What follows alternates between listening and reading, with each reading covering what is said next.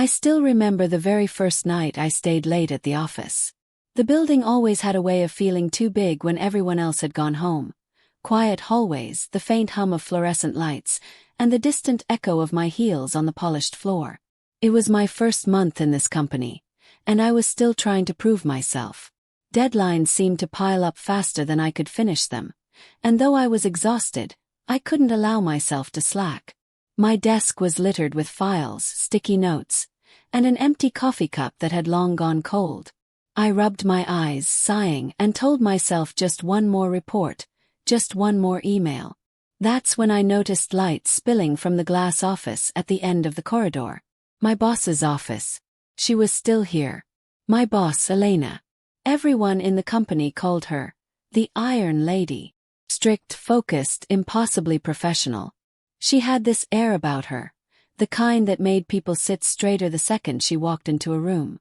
She wasn't unkind, but her words were always sharp, efficient, like she didn't have a second to waste. I had admired her from day one, though secretly. Not just for her intelligence, but for the way she carried herself. Confident, composed, and untouchable. I didn't expect her to notice me. But she stepped out of her office with a file in her hand, stopped when she saw me, and raised an eyebrow. "You're still here." Her voice was steady, low, and it startled me more than it should have. I straightened in my chair, suddenly nervous. "Yes, ma'am. I just wanted to finish this report before tomorrow."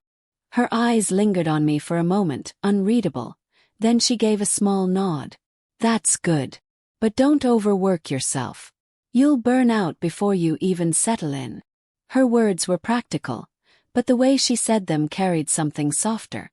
Maybe I was imagining it. I gave a polite smile. "I'll be fine. I don't mind staying late." For a second, I thought she would return to her office, but instead she walked closer, placing the file she carried on my desk. "This can wait until tomorrow. Don't let anyone tell you otherwise. Some things are not worth losing sleep over."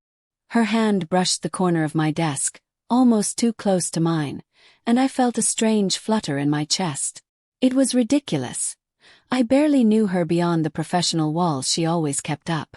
Yet standing there in the quiet, dimly lit office, she felt less like the Iron Lady and more like just a woman. "Would you like some coffee?" she asked suddenly, as though reading my tiredness in my face. I blinked. "Oh, sure. Thank you." We walked together to the small kitchen at the end of the corridor. The silence between us wasn't heavy. It was just unusual. I had only spoken to her during meetings or when she gave instructions. This felt different, more personal. She prepared the coffee herself, not even asking me to help, and handed me a steaming cup. "You're new here," she said, leaning against the counter. "Adjusting well." I nodded, holding the cup carefully.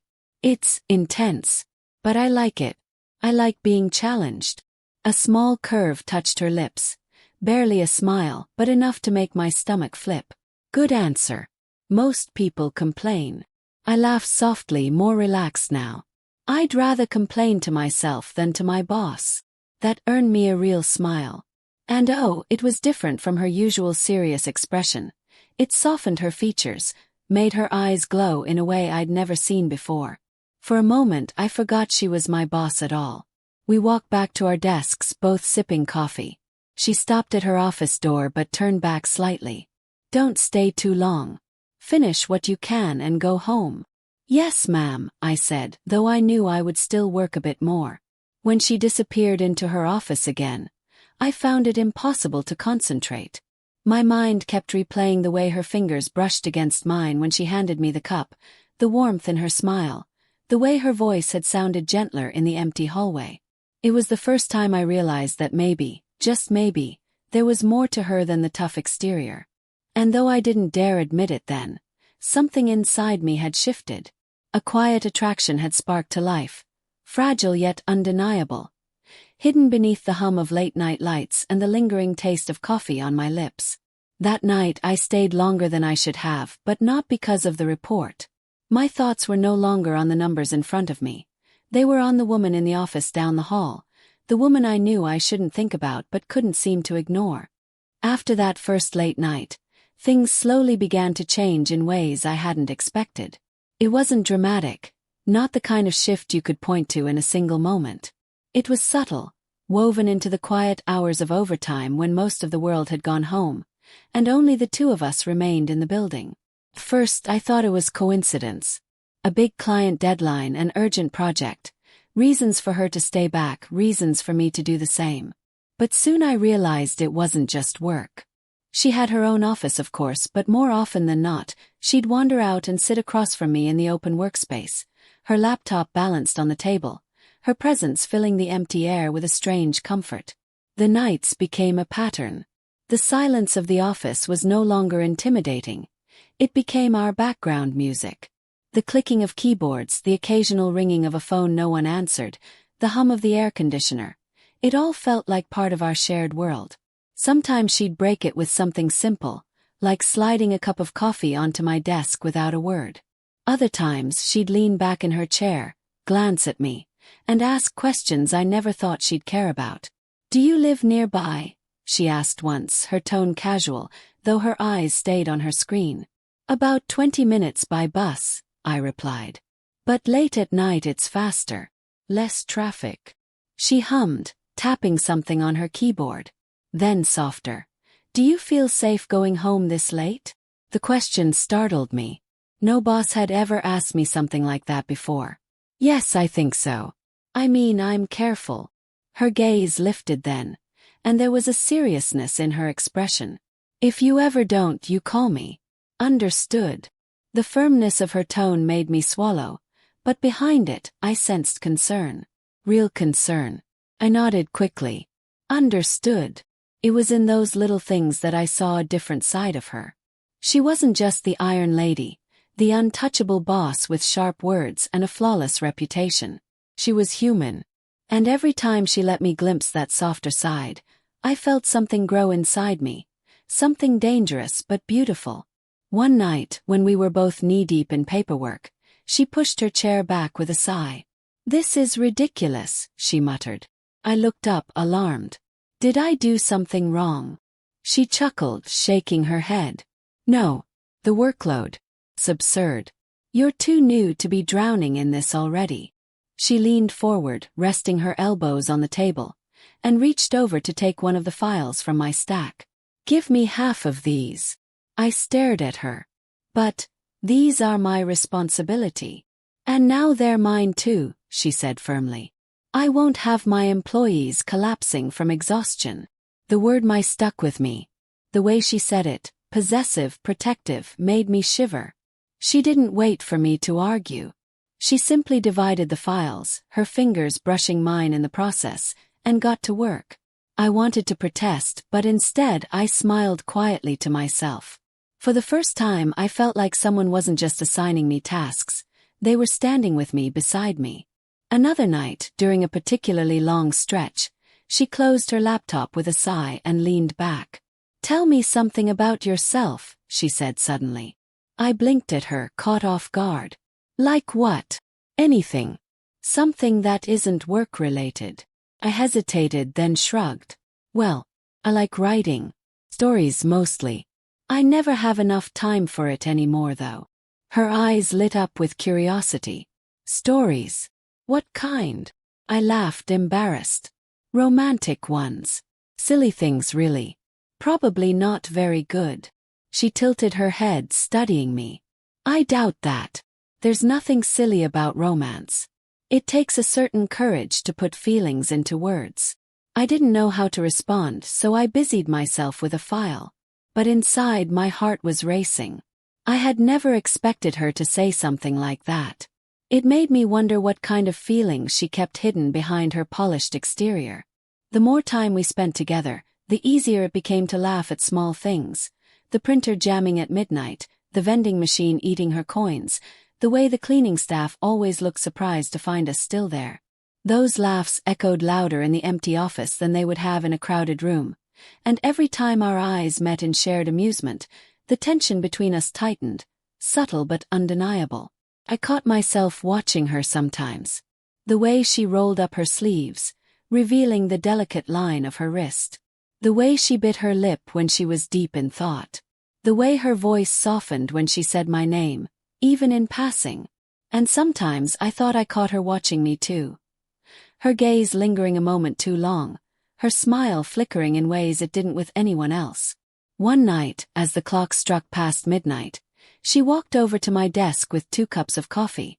She set one down in front of me and leaned on the desk, close enough that I could smell her perfume, something light, floral and warm. "You really don't have to stay this late," she murmured. I looked up at her, tired but smiling. "Neither do you."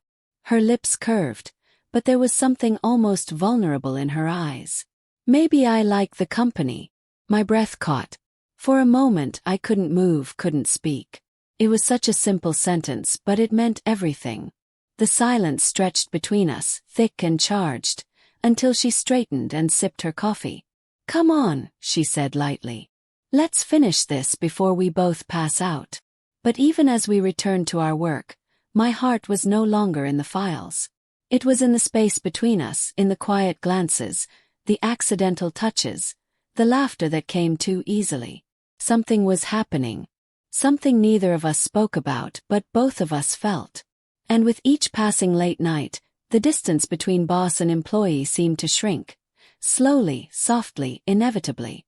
It was one of those nights when the hours seemed to blur together, when time slipped past unnoticed, and the city outside had gone completely quiet. The office felt like a cocoon. Only the two of us, the faint glow of desk lamps, and the soft rustle of papers. My eyes burned from staring at spreadsheets too long, and my head felt heavy, as though it might sink onto the desk at any moment. I tried to push through it, telling myself just 10 more minutes. But then I felt it, her hand warm and steady resting on my shoulder. The touch startled me, but not in a way that made me pull back. It sent a rush of awareness through me, as if every nerve in my body had suddenly woken up. Her fingers were light, careful, almost hesitant, but the weight of them grounded me, held me in place. "You're exhausted," she murmured. I looked up, and there she was, standing beside me, her face softened by the dim light. For the first time, she didn't look like the untouchable boss. She looked a human. Concerned. "I'm fine," I whispered automatically, though my voice cracked with fatigue. She shook her head, her thumb brushing ever so slightly across my shoulder. "No, you're not. You've been working too hard." The tenderness in her tone made my throat tighten. No one ever said things like that to me. No one noticed when I pushed myself too far, when I stayed up late or skipped meals. But she noticed. And that one small gesture, a hand on my shoulder, felt like more care than I had received in months. I turned slightly in my chair, tilting my head to look at her properly. Her eyes met mine, and for a moment neither of us spoke. The silence wasn't awkward. It was charged. Electric. I could hear my heartbeat pounding in my ears. Then, almost in a whisper, she said, "Do you ever feel lonely?" The question caught me off guard. I blinked, unsure how to answer. "Sometimes," I admitted softly. "Why?" She hesitated, her hand slipping away from my shoulder, leaving behind a sudden chill I hadn't expected. She crossed her arms, looking down at the floor as if ashamed of her own words. "Because I do. More than I should. Everyone sees me as strong, confident, in control. But when I go home, there's no one there. Just silence." Her confession broke something inside me. I had always thought of her as unshakable, as someone who didn't need anyone. To hear her voice falter, to see her eyes glisten with vulnerability, it undid me. Without thinking, I reached out and touched her hand where it rested on the edge of my desk. "You're not alone," I said gently. "Not tonight. Not while I'm here." She looked at me then, really looked, and the air between us shifted. It was as if something invisible pulled us closer, though neither of us moved. Her hand turned beneath mine, our fingers brushing, hesitant but deliberate. "I shouldn't," she whispered, though her voice lacked conviction. "Neither should I," I replied, my voice trembling. For a long moment we just stayed like that, our hands barely touching, our eyes locked, the silence pressing in around us. I could feel the weight of everything unsaid, the unspoken desire, the fear of crossing a line we could never uncross. And then, softly, slowly, she leaned down. I didn't breathe. My heart raced so fast I thought it might give me away. Her face was inches from mine, close enough that I could see the flicker of uncertainty in her eyes, close enough that I could feel the warmth of her breath. When her lips finally touched mine, it was the gentlest of kisses, feather-light, trembling, almost fragile. It wasn't the kind of kiss that demanded or consumed. It was the kind of kiss that asked, that wondered, that hoped. My eyes fluttered shut, and I let myself sink into it, my heart aching with how tender it felt. Her lips lingered against mine for a second longer, then pulled back as if afraid of what she had done. "I'm sorry," she whispered immediately, her voice breaking. I shook my head, my own lips tingling, my chest still heaving. "Don't be." The vulnerability in her eyes mirrored my own. We were two people standing on the edge of something unknown, terrified but unwilling to step back. For the first time, the office didn't feel like just a place of work. It felt like the beginning of something fragile, something dangerous, something I had secretly wished for but never thought possible. That innocent kiss, hesitant and soft, lit a fire I knew neither of us could ignore again. The next morning, I walked into the office as though I had stepped into an entirely different world. Nothing had changed, not really. The phone still rang, papers shuffled, colleagues moved from desk to desk, but everything felt different to me. I couldn't stop thinking about it. That kiss. It had been so gentle, so fleeting, but it was enough to replay in my mind endlessly. The warmth of her lips, the uncertainty in her eyes, the way she whispered "I'm sorry" as if she had stolen something that was never hers to take. I had barely slept, lying awake, torn between disbelief and the wild fluttering in my chest that wouldn't settle. When I saw her that morning, standing at the front of the office during the team meeting, I could barely meet her eyes. But once, just once, our gazes crossed, and I swore I saw it. The same hesitation, the same lingering memory of last night, hidden beneath her composed expression. The entire day was a blur. She spoke to me only briefly, giving instructions, asking for updates. It was normal, professional, but underneath it all, I felt the unspoken weight between us. Every word seemed to carry double meaning. Every glance felt longer than it should. By evening, most people had left, and I sat at my desk finishing reports. I wasn't even sure why I was still there. Maybe I was waiting, hoping. Her office door opened, and she stepped out, holding her jacket but not wearing it. "You're still here," she said softly, almost exactly as she had on that first late night. I smiled faintly. Old habit. She walked over, set her jacket on the back of a chair, and sat across from me with a sigh. "Maybe it's becoming our habit." The way she said "our" made something in me tremble. The silence stretched between us, filled with all the things neither of us dared to say out loud. For a while we worked side by side, our laptops glowing in the dim office. But eventually she closed hers and leaned back.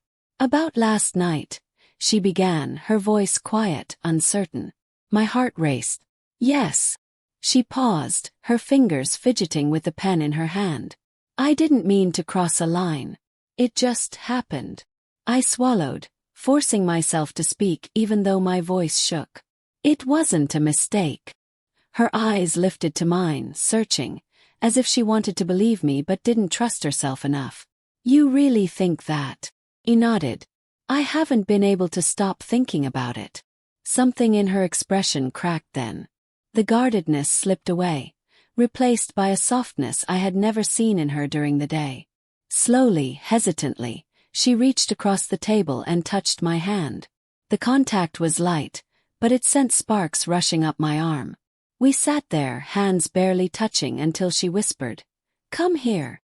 I rose from my chair before I even realized what I was doing. She stood too, meeting me halfway between our desks. For a moment we just looked at each other, so close now, closer than we had ever been outside that fleeting kiss. I could see every detail of her face, the faint crease by her eyes, the uncertainty flickering like a storm in her gaze. Then she cupped my cheek with one hand, her thumb brushing my skin, and the world seemed to fall away. Her lips touched mine again, But this time there was no hesitation. The kiss was deeper, surer, pulling me into her warmth. I melted into it, my hands finding their way to her waist, holding her as though I might fall without her.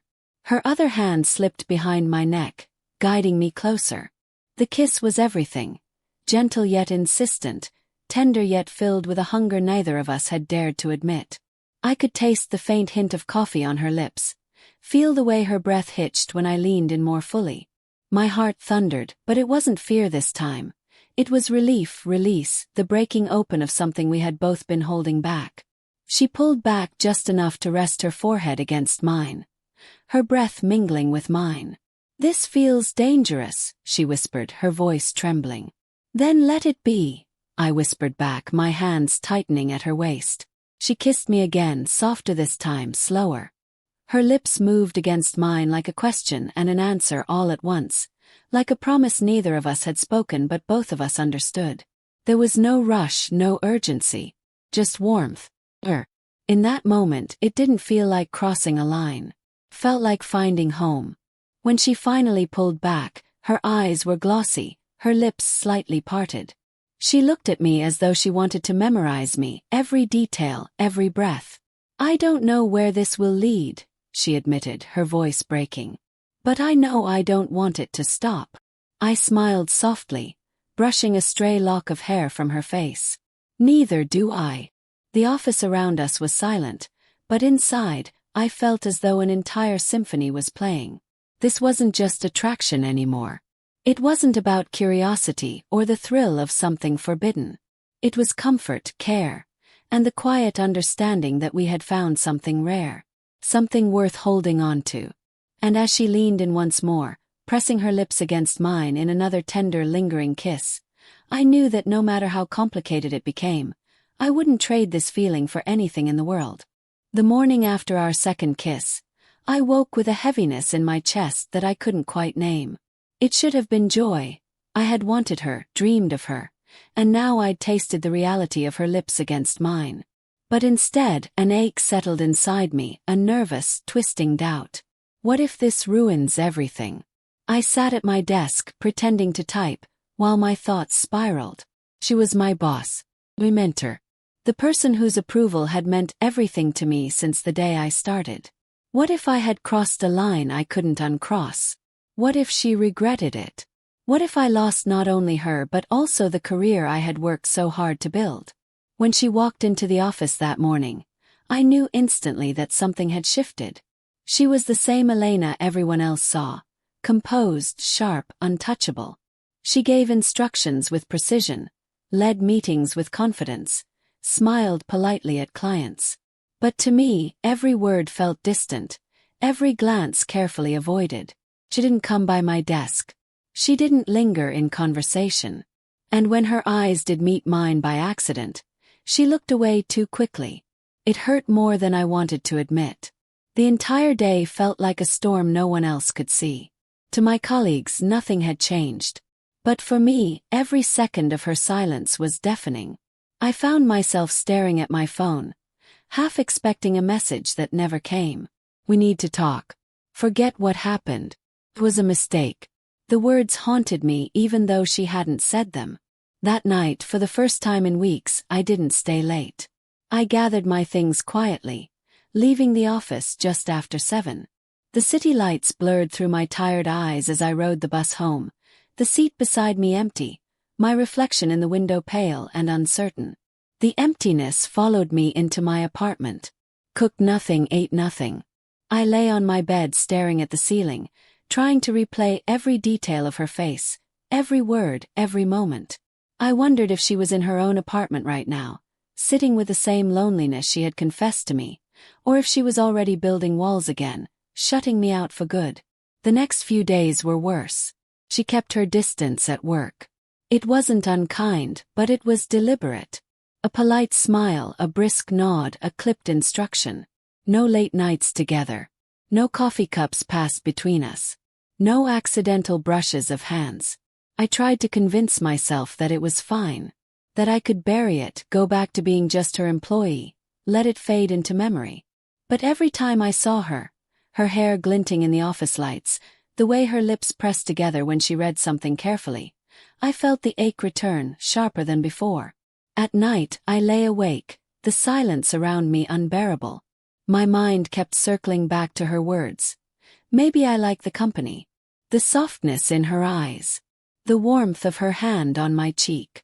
The tremor in her voice when she admitted she didn't want it to stop. None of that had been an accident. None of that had been meaningless. And yet here we were pretending. By the end of the week, the emptiness inside me felt like a hollow space that nothing could fill.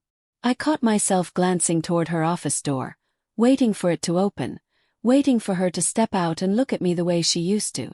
But it stayed closed, and when it did open, her eyes never lingered. The loneliness pressed in harder than it ever had before. I realized then that what I missed wasn't just the kisses or the late nights. It was her presence. Her laughter, rare but real. The way she noticed when I was tired. The way she made me feel like I wasn't invisible. Without that, the office was just a building again. The nights were just nights. And I was just alone. I wanted to be brave, to knock on her door, to ask her what we were doing. But fear held me back. Fear of losing her completely. Fear of hearing the words I dreaded most, that she regretted it, that it was a mistake. So instead I stayed silent.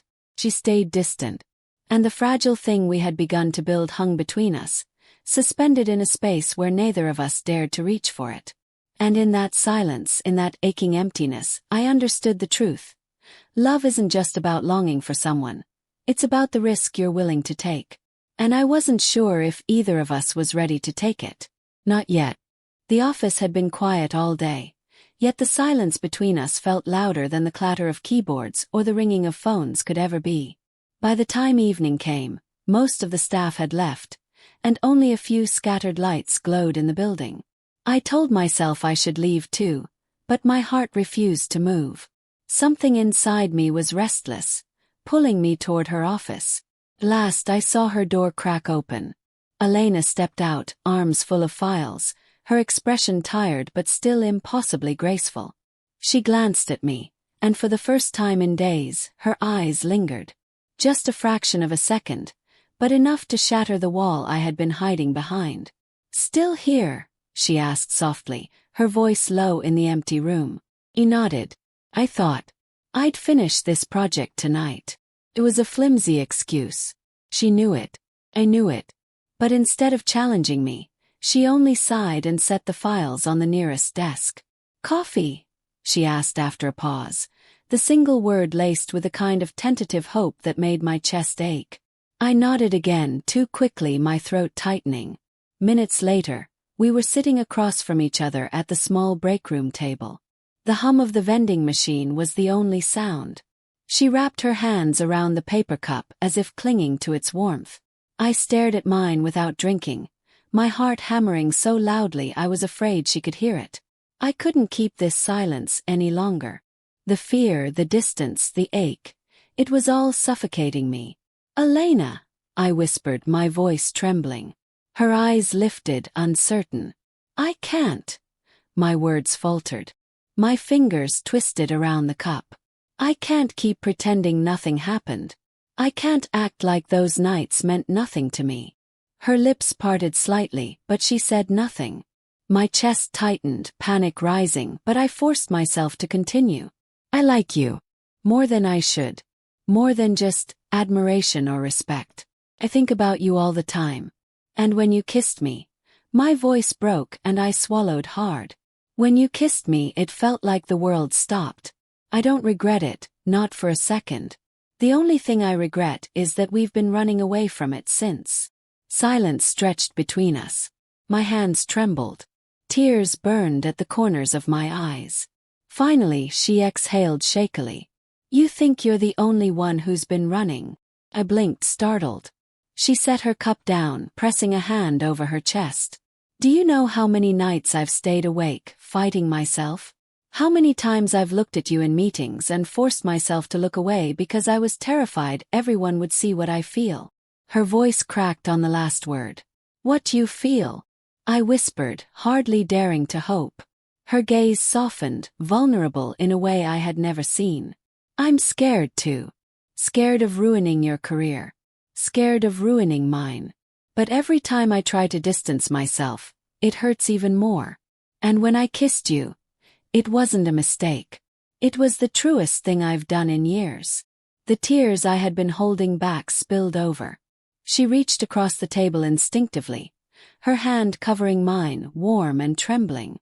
In that instant, the walls between us crumbled. I stood, the chair scraping back, and before I could second-guess myself, I leaned across the small space. She rose to meet me, and our lips found each other in a rush that was both desperate and tender. The kiss was different this time. No hesitation. No pretending. Just release, the flood of everything we had been holding back. Her hands framed my face, fingers sliding into my hair, pulling me closer. I melted against her, my heart pounding so hard I thought it might burst. My tears touched her cheeks, and I felt her own warm and wet mingling with mine. It was messy, imperfect, full of gasps and soft sobs, but it was real. More real than anything. We broke apart only to breathe, foreheads pressed together, our breaths trembling. "I've wanted this," she whispered, her voice raw. "For so long." "Me too," I choked out. "I was so scared you didn't." She shook her head gently, her thumb brushing away my tears. "I did. I just didn't know how to let myself." I kissed her again, slower this time, softer, savoring the warmth of her lips, the steady beat of her heart beneath my palms. Her arms wrapped around me, pulling me against her, and I felt safe in a way I hadn't felt in years, like I had finally come home. The office around us faded, the fluorescent hum, the sterile walls, the late hour. None of it mattered. The only reality was her touch, her breath, her whispered confessions between kisses. We stood there for what felt like forever, lost in each other, our tears mingling, our hearts finally beating in rhythm. And when we finally pulled apart, when our eyes met in the dim light, I knew one thing for certain. This wasn't just attraction. This wasn't just desire. This was love. Fragile, terrifying, beautiful love. And we had finally stopped running from it. The change was subtle at first. A longer smile in the mornings, a softer tone when she called my name during the day. But soon, the invisible line that had always kept our world confined to the office began to blur. One Friday evening, when most of the city was racing home, Elena appeared at my desk with 2 takeout bags in her hands. "You didn't eat lunch," she said, her eyes glinting knowingly. I blinked, surprised. "You noticed." "Of course I noticed," she replied gently, setting the food down in front of me. "You matter to me. And I'm not going to let you starve over spreadsheets." Her words, so ordinary on the surface, filled my chest with a warmth I hadn't realized I was craving. It wasn't about the food, it was about being seen, cared for, loved in the smallest, purest ways. After that, our lives began weaving together beyond overtime hours. I found myself thinking of little things that might make her smile. A mug shaped like a cat because I remembered her once saying she loved them, a scarf I thought would suit her perfectly against the chill of autumn evenings. Each time I gave her something, she looked at me as though I had handed her the world. "You're too thoughtful," she whispered once, pulling me into a hug that lingered far longer than it should have. But I didn't care. Those small gestures were my way of telling her that I loved her, even in silence. One evening, she asked if I wanted to walk with her after work. It was a simple suggestion, but my heart leapt. We left the office together, blending into the city streets where no one knew us, where we didn't have to be boss and employee, just 2 women whose hearts had finally found each other. The city was alive with lights. Cars rushed past, neon signs glowed, and laughter spilled from restaurants and cafes. Yet all I could see was her hand reaching toward mine. I hesitated for a moment, fear flashing through me. What if someone saw? What if this perfect bubble burst? But then her fingers brushed mine, soft and tentative, and I couldn't resist. I slid my hand into hers. The world fell away. Her palm was warm against mine, her grip steady, protective. Every step we took side by side felt like a promise, that we were in this together, no matter the risks. We walked without a destination, just soaking in the night air, the city's rhythm, and the quiet intimacy between us. At one point, she squeezed my hand and leaned closer. "Do you realize how happy you make me?" she murmured. I looked up at her, the streetlights painting her face in golden hues. "I could ask you the same," I whispered back. She stopped, right there on the sidewalk, and pulled me gently into her arms. The city moved around us, but for me, time stilled. She kissed me softly, not with urgency but with tenderness, as if sealing the truth we had both finally accepted. This was love, real and alive, stretching beyond the walls of our office. And as we continued our walk, fingers intertwined beneath the glow of the city lights, I realized something simple yet profound. I wasn't just falling in love with her. I was already there. Fully, completely, beautifully in love. The office was quiet again. Just like the first night all of this had begun. Only this time I wasn't there because of deadlines or exhaustion. I was there because I wanted to be. 'Cause she wanted me to be. The clock ticked softly in the background, the hum of the air conditioner filling the silence, but none of it mattered. Elena sat across from me, her desk clear of files, her pen untouched. She wasn't working tonight. Neither was I. When our eyes met, there was no pretense left. No walls, no excuses, no boss and employee boundaries. Just us. "You know," she said softly, leaning back in her chair, "if someone had told me months ago that my long nights at work would end with you sitting here, looking at me like this, I would have laughed." I smiled faintly, my hands trembling in my lap. "And now?" She leaned forward slowly, her gaze tender, almost shy. "Now, I don't want to imagine these nights without you." My heart ached in the most beautiful way. She stood then, walking around the desk until she was standing right in front of me. Her hands reached out, hesitating for only a second before cupping my face. Her palms were warm, steady, grounding me as her thumbs brushed along my cheeks. "You're the best thing that's happened to me," she whispered, her voice shaking with sincerity. "Not this job. Not the promotions or the recognition. Just you." The words broke me open. Tears welled in my eyes, spilling before I could stop them. She wiped them gently with her thumbs, her touch so full of care it almost hurt. "Elena." My voice cracked as I tried to form the words. "I don't even know how to tell you what you mean to me. You've been my safe place, my light when I thought I'd collapse under everything. I don't just love you, I need you." Her breath caught. "Then don't let go." And I didn't. I rose from my chair, and in one unspoken moment, we fell into each other's arms. Our lips met in a kiss that was nothing like the hesitant firsts we had shared. This one was full of certainty, full of the quiet fire that comes when love and trust finally find their home. Her lips moved against mine slowly, tenderly, like she wanted to savor every second. There was passion, yes, but it wasn't hurried or desperate. It was love, pure, aching love. I slid my arms around her waist, pulling her closer, feeling the rise and fall of her breath against my chest. Her fingers tangled in my hair, holding me as if letting go was no longer an option. Our tears mingled again, warm against our skin, but this time they weren't from fear or confusion. They were from relief, from joy. Every kiss told a story. The story of nights spent working side by side, of stolen glances, of the loneliness we had hidden for so long. And now, it was the story of a love that had blossomed in the quietest, most unexpected way. When we finally parted, just enough to breathe, she pressed her forehead to mine. "I want you to remember this," she whispered.